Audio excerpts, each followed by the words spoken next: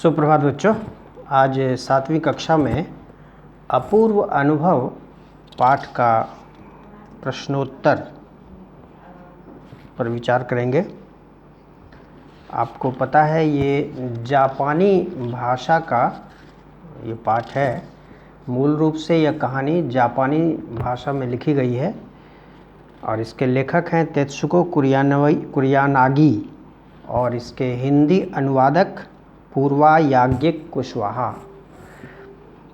इसके बाद इसमें जो पहला प्रश्न है वह है, यासुकी चान को अपने पेड़ पर चढ़ाने के लिए तोत्तो चान ने अथक प्रयास क्यों किया? लिखिए।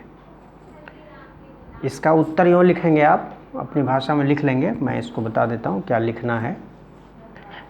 सबसे पहले प्रारंभ करेंगे, बच्चों में स्वाभाविक रूप से दूसरों का सहयोग करने की प्रवृत्ति हुआ करती है।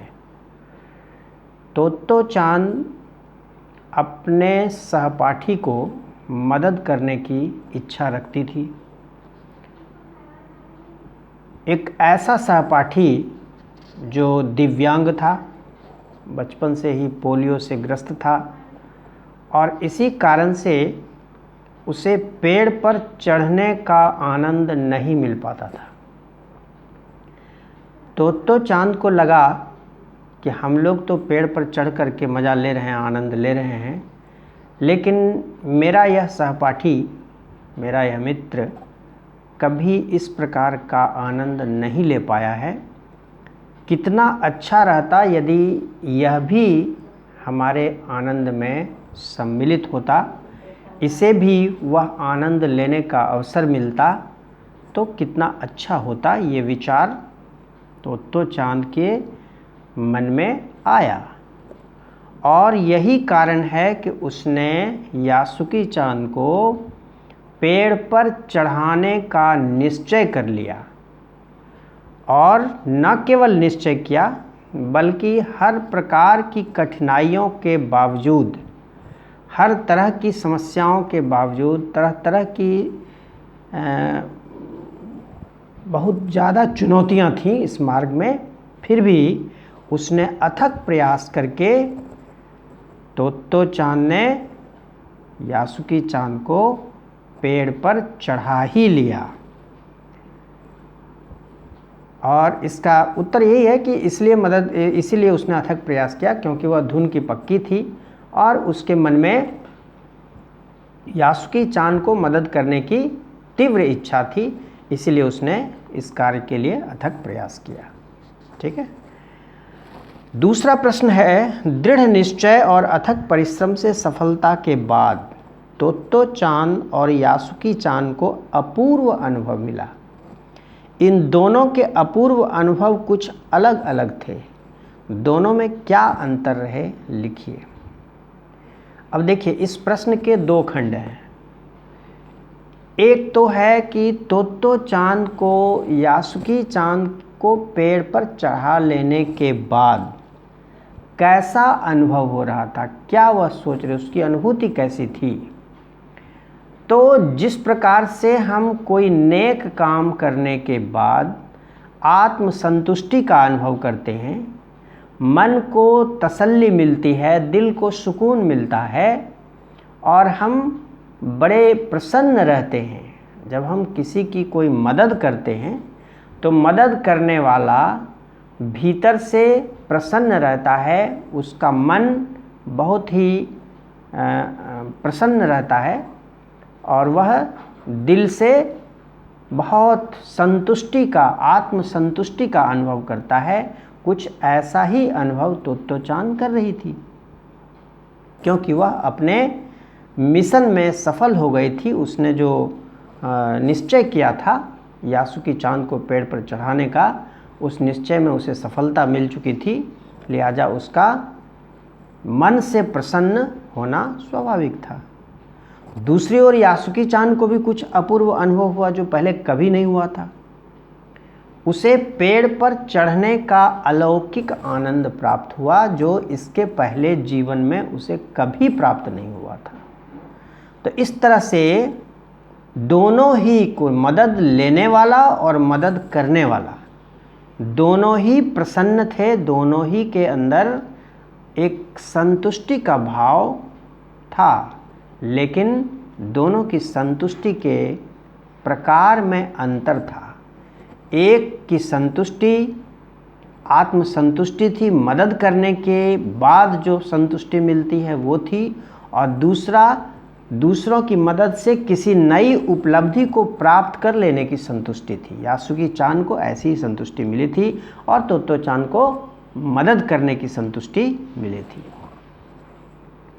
इसीलिए दोनों के अनुभव अपूर्व तो थे, लेकिन दोनों के अनुभव में भिन्नता थी। पाठ में खोज कर देख तीसरा प्रश्न है, पाठ में खोज कर देखिए कब सूरज का ताप यासुकी चान और तोत्तो चान पर पड़ रहा था। वे दोनों पसीने से तरबतर हो रहे थे, और कब बादल का एक टुकड़ा उन्हें छाया देकर कड़कती धूप से बचाने लगा था। आपके अनुसार इस प्रकार परिस्थिति के बदलने का कारण क्या हो सकता है? देखिए, होता क्या है जीवन में, जो व्यक्ति दृढ़ निश्चय करके अपने लक्ष्य पर अडिग रहता है, अथक प्रयास करता है, पूरी निष्ठा और ईमानदारी से अपने कार्य में लगा रहता है, प्रकृति भी उसी की मदद करती है। यहाँ भी कुछ ऐसा ही हुआ। तोत्तो चान के मार्ग में बहुत सारी कठिनाइयाँ आ रही थी। यासुकी चान के पोलियोग्रस्त शरीर को पेड़ पर चढ़ाना तोत्तो चान के लिए एक बहुत बड़ी चुनौती थी। तरह तरह की कठिनाइयाँ आ रही थी इसमें, लेकिन उन कठिनाइयों से तोत्तो चान ने हार नहीं मानी, निराश नहीं हुई, हताश नहीं हुई, और वह अपने इस मिशन पर डटी रही। अंत में उसे सफलता मिली। जब वह बहुत अधिक मेहनत कर रही थी तो उस समय जो चिलचिलाती धूप थी जो उसके चेहरे पर पड़ रही थी, उसको राहत देने के लिए आसमान में बादल का एक टुकड़ा आ गया और उसके चेहरे को धूप से बचाने लगा, उस पर छाया करने लगा। संदेश यह है कि प्रकृति भी उसकी मदद करती है। जो लोग धुन के पक्के होते हैं, जो लोग अपने कार्यों में निश्चय के साथ, दृढ़ता के साथ संलग्न रहते हैं, निरंतर आगे बढ़ते रहते हैं, प्रकृति भी उसकी मदद करती है। यही तोत्तो चान के साथ भी हुआ। जब बादल ने छाया करके उसको राहत देने की कोशिश की, उसको मदद पहुंचाने की कोशिश की, उसके कष्ट को थोड़ा कम करने का प्रयास किया। यासुकी चान के लिए चौथा प्रश्न है, यासुकी चान के लिए पेड़ पर चढ़ने का यह पहला और अंतिम मौका था। इस अधूरे वाक्य को पूरा कीजिए और लिखकर बताइए कि लेखिका ने ऐसा क्यों लिखा होगा। पहला मौका तो इसलिए था क्योंकि वह शारीरिक रूप से सक्षम नहीं था और कोई दूसरा उसकी मदद नहीं कर पाया था। तोत्तो चान ऐसी पहली लड़की थी जिसने दृढ़ निश्चय करके उसको पेड़ पर चढ़ाने में मदद की, और इसीलिए यासुकी चान के लिए यह एक पहला ही मौका था। और अंतिम मौका इसलिए था कि सामान्य रूप से प्रायः ऐसा देखा जाता है कि कोई भी आदमी इस तरह से किसी दूसरे की मदद के लिए खतरा मोल नहीं लेता, इतनी चुनौतियों का सामना नहीं करता, इतने कष्ट नहीं झेलता जितना तोत्तो चान ने झेला था। इसलिए ऐसा लगता है कि फिर कोई दूसरा ऐसी हिम्मत नहीं करेगा, इसलिए शायद यह अंतिम मौका भी था। ठीक है, अब देखिए इसमें एक प्रश्न और भी है जिसको आप अपने मन से करेंगे। इसमें कुछ ऐसे शब्द आए हैं जिनका प्रारंभ संख्या से होता है, संख्यावाचक शब्द। बहुत सारे संख्यावाचक शब्द हैं, जैसे द्विशाखा, त्रिफला, त्रिकोण, चतुर्भुज, ये सब क्या है? द्वि, दो, तीन, चार, पंचमुखी, षटकोण, सप्तर्षि, अष्टांग, नवरात्र, ये सब संख्यावाचक शब्द हैं। तो आप अपने मन से 1 से प्रश्न लिखिए जिसको आपको अपने से सॉल्व करना है। 1 से 9 तक की संख्या से बनने वाले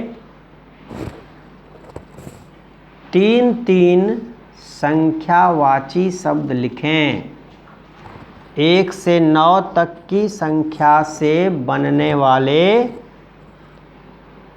3 संख्यावाची शब्द लिखें। जैसे 1 से एकहरा, एकांगी, एकाकी, 2 से द्विशाखा, द्विराह, द्विमुखी।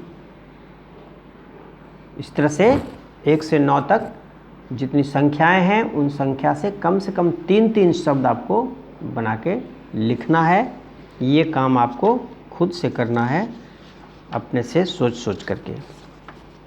दूसरा प्रश्न जो आपको खुद से करना है वो मैं बता रहा हूँ।